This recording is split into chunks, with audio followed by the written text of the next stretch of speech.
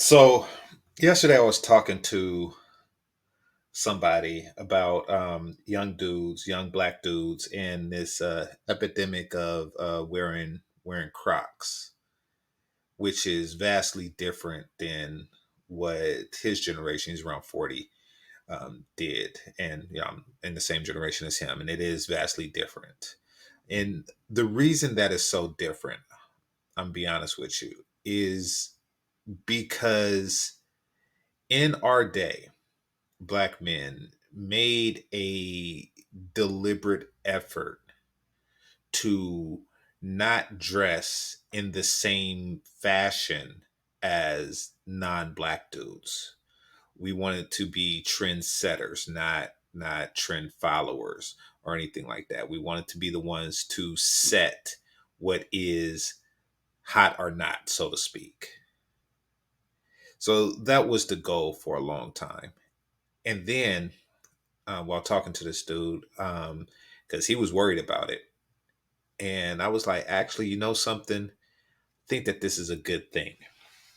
And the reason why I think it's a good thing is because, I mean, not really Crocs per se, but because we as black men and boys, we really need to escape the pigeonhole of how we dress. If we look at what's popular, what's considered a black way to dress, et cetera, et cetera, et cetera. It hasn't changed much, if at all, since the 1990s, and in some cases the 1980s. The brothers who have the crispy hat, the hat, even no matter how old it is, it still looks brand new. The throwback jersey, the shirts that are too big for you, the sagging jeans, these are all things that has been done to death in the 90s.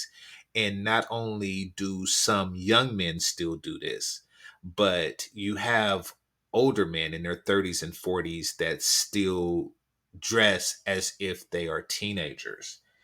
And it really sends a very significant message. And I'm not talking about like to corporate America or anything like that, or to, white America, because I know that you dress for whatever role that you are applying for, or that you're in, or that you want in the future. I'm talking about in social settings. It sends a very it sends a message to society, and the message that it sends is probably not the message that you want it to be received, or that you want to be received by society.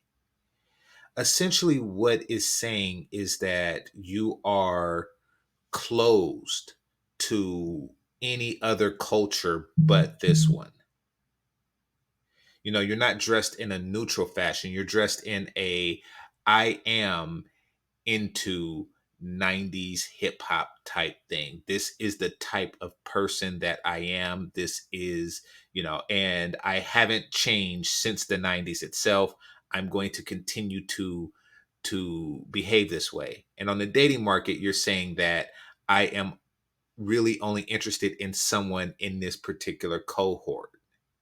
That's the message that you're sending out there.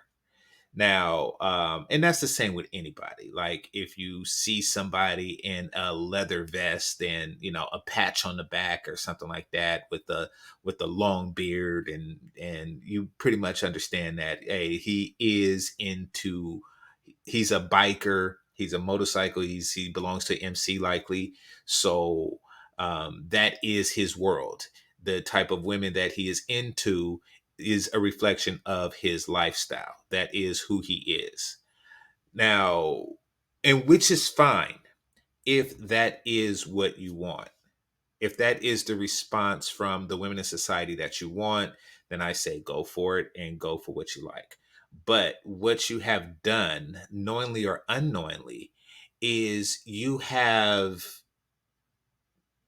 reduced your mating pool significantly by making it blatantly clear that this is what you want. Only women in this particular cohort need to show interest. And if you approach, she's looking at you if you approach a woman who's not into that particular cohort, then she's looking at you like, why are you here? You are a foreigner in a strange land trying to purchase fruit.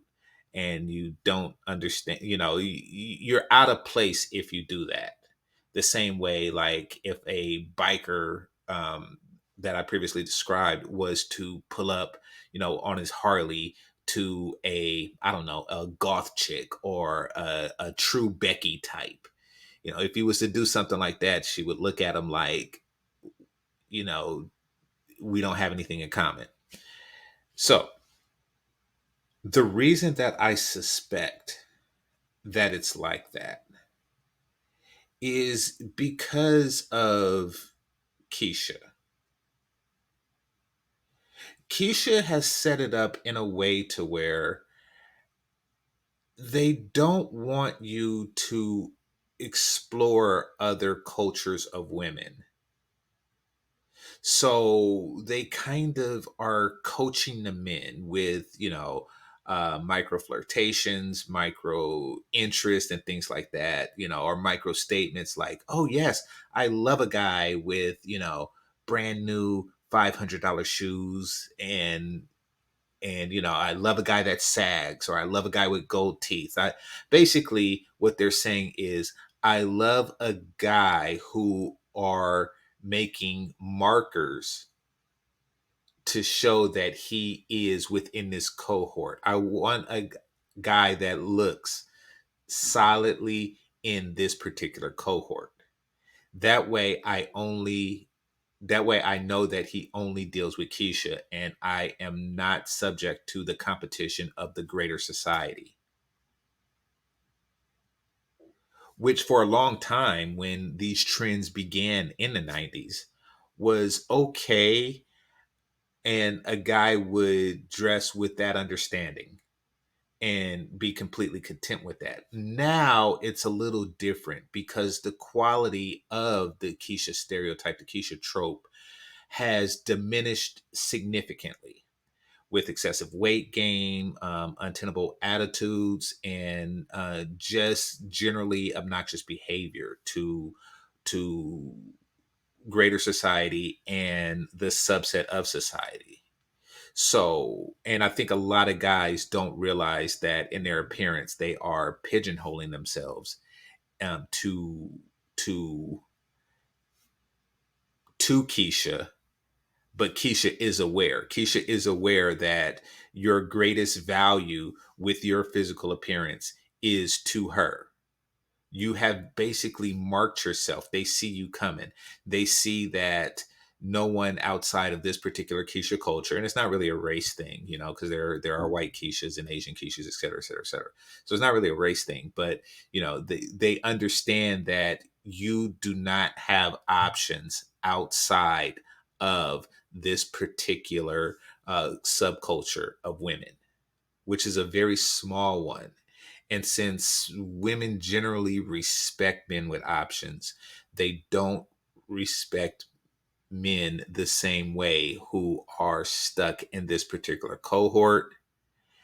And if you find yourself, which means that, they're not going to respect the guy, even the Keishas who are dressed in this particular way. They know that. So you're kind of marking yourself for, and I'm not saying don't dress like this. I'm just saying know the consequences of it, know the signals that you're sending to society when you do.